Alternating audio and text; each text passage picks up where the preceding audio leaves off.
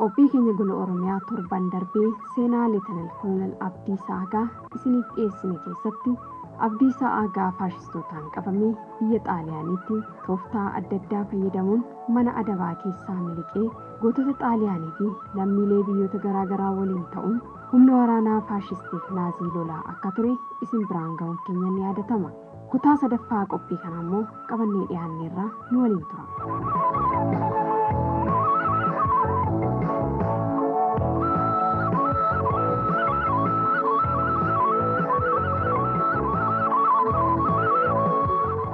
Abdiisaan fa'aa humna waraanaa faashistii qofaa miti kan isaan wal'aansoo qabaa turan. Biyyoota waraanaa addunyaa lammaffaatti garee faashistii ta'an hunda waliinis ture. Guyyaa 10 booda xiyyaarri Jarman bakka daannoo isaanii qubattee akka jirtu namni Yugoslaaviyaan birrii fudhatee odeeffannoo kan isaaniif fidaa ture Tiitoo namni jedhamu itti hime. Abdiisaaf Juuliyoonis waan jedhame kana mirkaneeffachuuf namoota 23 filatanii bakka jedhame sana gahani. Sa'aatii 2 booda yeroo achi gahan akkuma jedhame lammiileen Jarman kaartaa lafa kaa'anii yeroo isaan qoratan argani. Lammiileen Jarman kunis akka marfaman baranii naannoon haaraa itti ta'ullee dhukaasa banani. Gara lachuunuu dhukaasni eegalamuusaa yeroo hubatu balaliisaan xiyyaara keessa taa'ee akka jirutti xiyyaara isaa kaafatee namoota fidee dhufe du'atti gatee gaddaan asii gadi ilaalaa balali'ee sokke. Waraana kanaan gareen Abdiisaa fa'aa keessaa Kaarlos Abbaa Magaal kan jedhamu yeroo du'u garee Jarmanootaa yookiin Naazii keessaa immoo namoonni 4 du'an kan hafan booji'aman. Huleesaa walgahii godhameen humni waraanaa Naazii booji'aman hundi murtee du'aan akka adabaman murteessan.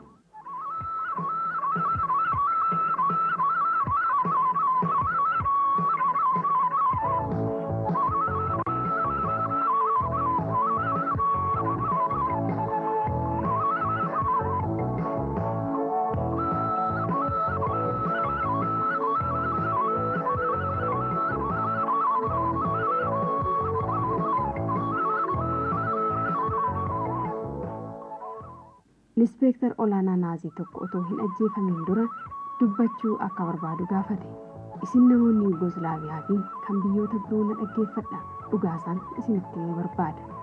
Humni waraanaa faashistii kutannoo keessan waan hubateef yaaddoo keessa galee jira. Kana immoo erga dhageenyee turreerra. Keessumattuu gootichi Antooniyoo yookiin Abdiisaa seenaansaa biyya walgahii odeeffama. Gurraachi isin gidduutti argamuusaa immoo humna waraanaa faashistii gidduutti sodaa uumeera. Egaa kutannoo keessan kana ajajaa koof otoo hin du'in dura akkan ibsu naaf eeyyamaa jechuun gaafate. Haaluma inni gaafateen raadiyootiin ergaasaa dabarse. Itti aansuunis inspektar olaanaan kun gaaffii Abdiisaaf dhiyeessee ture. Anaaf siin bakka kanatti kan walitti nu fide dirqama hojii keenyaati. Mana barumsaa yeroon turetti gootummaa warra gurraachaa kitaabarraa dubbiseera. Jarmanoonnis gootummaan isaanii akkasuma kan mirkanaa'edha. Amma kan si gaafachuu barbaadu otoo hin hidhamin murteen du'aa natti murtaa'ee bifa gootaatiin du'uun barbaada jechuun Abdiisaaf shuggutee sa'atii harkaa fi qubeelaa akkasumas saggee isaa yaadannoof kenneefi. Gocha Abdiisaa kana faashistoonni yoo dhagahan illee homaa gochuu hin dandeenye. Waraanni addunyaa lammaffaas isaan sardaa jira waan ta'eef. Haa ta'uutii koloneel Turumbeet namni jedhamu garee faashistii keessaa loltoonni ramadamanii fi faana Abdiisaa fa'aa hordofuu jalqabe. Yeroo kana Abdiisaan guyyaatii gara guyyaatti daannoo jijjiirratee socho'aa ture.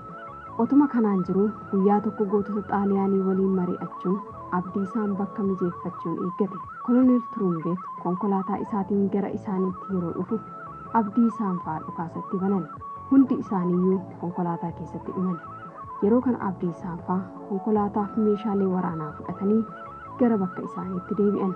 Gareen abdii isaa gootota Xaaliyaanii, Ingilizii fi Ameerikaa waliin ta'uun humna faashistii fi Jarman mo'atan. Waraanni addunyaa lammaffaa itti fufee jira. Gareen faashistii fi naazii morman kun walqindeessuuf akka tolutti bakka afuritti qoodaman. Isaanis garee gootota Ameerikaa, garee gootota Ingilizii, garee gootota Yugoslaaviyaa Juuliyoon kan durfamuu fi garee gootota biyyoota garaagaraa Meejar Antoonii yookiin Abdiisaan kan durfamu ture. Antooniyoon maqaa gootonni Xaaliyaanii faashistii morman maqaa gootaa Abdiisaaf moggaasanidha.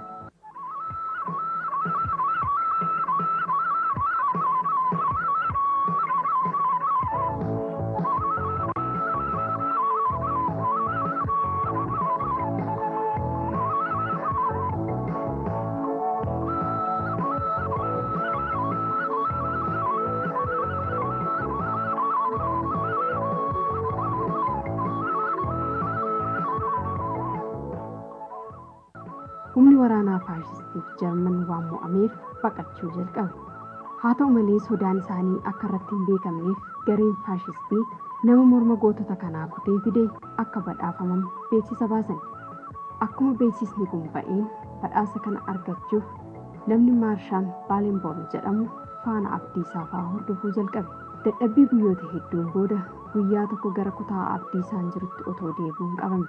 Maarshaal Baalenboorn harka Abdiisaatti qabamee otoo hin du'in dura fuula namoota gurraachaa yeroo sanaa ijaan arguu jibbuu isaatiin gara bataskaana tokkootti galagalee argaa. Gurraachi biyya kootti dhufee murtee malee na ajjeesa jechuun dubbate. Abdiisaan faas jecha isaatti baay'ee dinqaman. Kun waan nama dinqudha. Kan faashistoonni tulluu fi galaana meeqa kutanii biyya koo deemanii uummata nagaa fixaa turan otoo isa hin dinqin ani mana adabaatii bahee carraa argadhee nama tokko ajjeesuun koo kan isa dhibe. Kan isaanii tarii qaroomina itti fakkaateetii laata jechuun dubbate.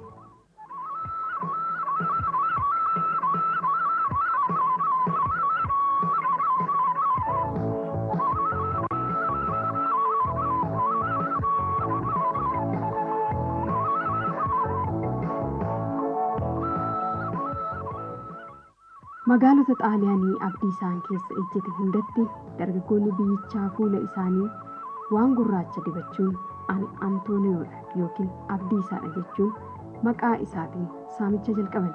Guyyaa tokko Abdiisaan wanta nyaatamu barbaacha magaala yeroo deemu uummanni magaalichaa maali isin kaleessa dhuftanii isiniif hin kenninee nuti har'a immoo hin qopheessine ittiin jedhanii. Abdiisaaf qormaata irratti qormaanni biraa dabalame. Yeroo kana Abdiisaan jarreen jiraattota maqaa isaatiin goomsanii saamaa turan qabamuu qabu jechuun barbaacha eegalan. Dadhabbii guyyoota dheeraan booda dargaggoota 20 qabatan. Humni faashistii akkuma kufeen magaalaa Roomaa bilisa baate. Abdiisaan kan durfamu gareen gootota Xaaliyaanii alaabaa Itoophiyaa harka bitaatti, alaabaa Ingilizii immoo harka mirgaatti hidhatanii magaalaa galan. Meeshaalee waraanaa yeroo adda addaatti booji'aa turan mootummaa Xaaliyaaniif galchan. Abdiisaan magaalaa Roomaa erga bilisa baateen booda bara 1963 akka lakkoofsa Awurooppaatti achuma Roomaatti lammii Itoophiyaa kan taatee fi faashistootaan biyya Xaaliyaaniitti isaan waliin kan dararamaa turte Aadde Minal Abagaas waliin bultii ijaaran.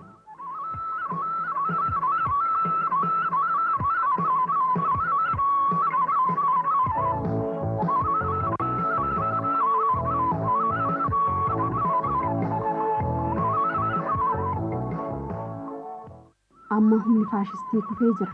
Xaaliyaaniis bilisa baateetti. Kanaaf humna waraanaa naaziiti. Kanaaf Abdiisaan yuunifoormii Biriitaaniyaa uffatee waraanaa hoogganee Jarmanitti akka duulu ajajame. Haaluma kanaan inspektar olaanaa ta'uun gara Jarmanitti duule. Ji'oota 7 Jarman ture.